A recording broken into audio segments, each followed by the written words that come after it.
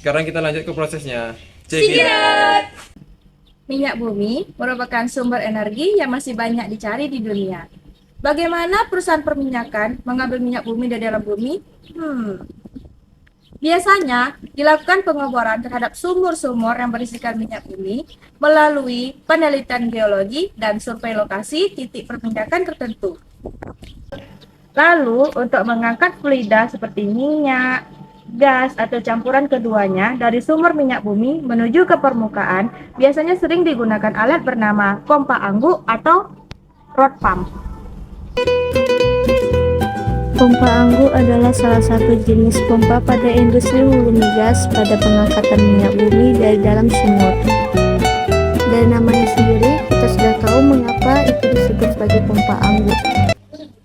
Dari video tadi, ternyata pergerakan pompa angguk itu hampir mirip ya teman-teman, seperti piston pada kendaraan bermotor. Pompa dihubungkan pada motor listrik dan engkol, yang dimana akan menghasilkan pompa dengan gerakan naik turun.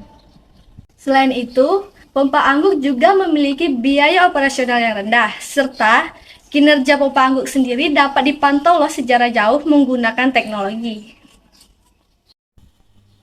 Yang ketiga ada proses pemisahan fase. Setelah minyak mentah dibawa dari sumur ke permukaan, tujuan utama dari pemisahan fase ini yaitu untuk mengirimkan minyak terbaik ke kilang.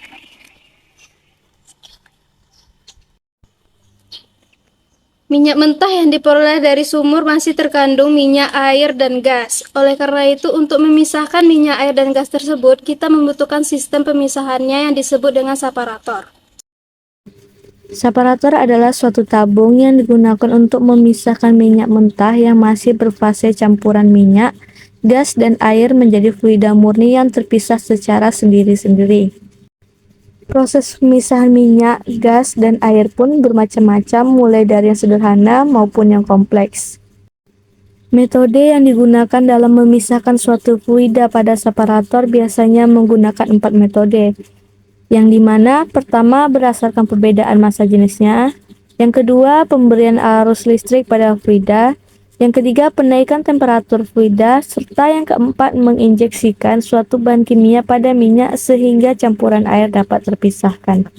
Minyak mentah yang sudah dimurnikan dari campuran-campuran tertentu kemudian dialirkan menuju ke tangki penyimpanan. Dengan demikian, penyimpanan minyak mentah merupakan komponen kritis dari rantai pasokan minyak bumi yang membantu menjamin kelancaran operasi dan keberlanjutan industri minyak dan gas. Distilasi bertingkat atau distilasi fraksional didasarkan pada perbedaan titik suhu didih yang pada kolom distilasi tersebut. Dan kolom distilasi tersebut terdapat dalam sebuah tray atau piring yang berfungsi sebagai wadah untuk menyimpan bahan distilasi tersebut. Mula-mula, minyak mentah dipanaskan dalam aliran pipa di dalam furnace sampai dengan suhu kurang lebih 370 derajat Celcius. Minyak mentah yang sudah dipanaskan tersebut kemudian masuk ke dalam kolom fraksinasi pada bagian flash chamber, biasanya berada pada sepertiga bagian bawah kolom fraksinasi. Jadi, untuk menjaga suhu dan tekanan dalam kolom, maka dibantu pemanasan dengan steam, yaitu uap air panas dalam bertekanan tinggi. Minyak mentah yang menguap pada proses destilasi ini naik ke bagian atas kolom dan selanjutnya terkondensasi pada suhu yang berbeda-beda. Komponen yang titik didihnya lebih tinggi akan tetap berupa cairan dan turun ke bawah, sedangkan yang titik didihnya lebih rendah akan menguap dan naik ke bagian atas melalui sungkup-sungkup yang disebut sungkup gelembung.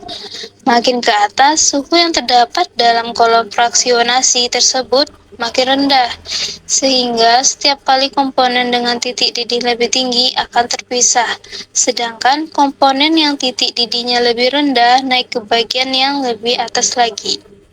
Fraksi minyak bumi yang dihasilkan berdasarkan rentang titik didihnya antara lain sebagai berikut. Yang pertama, gas. Rentang karbonnya 1-5 dengan traik didih 0-50 derajat Celcius. Yang kedua, gasolin ataupun bensin.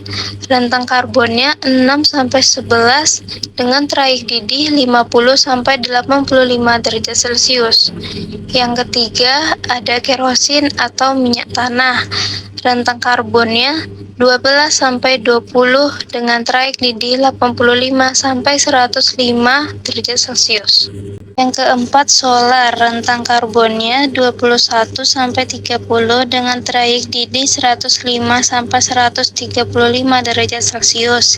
Yang kelima, minyak berat. Rentang karbonnya 31-40 dengan traik didih 135-300 derajat Celcius. Yang keenam, residu. Rentang karbonnya di atas 40 dengan traik didih di atas 300 derajat Celcius. Fraksi-fraksi minyak bumi yang telah dihasilkan disimpan di tangki penyimpanan untuk proses pemurnian. Proses ini melibatkan operasi dan teknologi dalam mengubah minyak bumi mentah menjadi minyak bumi yang bernilai jual tambah. Oleh karena itu, proses refinery dari proses pemurnian sangat dibutuhkan untuk menghasilkan produk yang bernilai jual tambah dan berkualitas.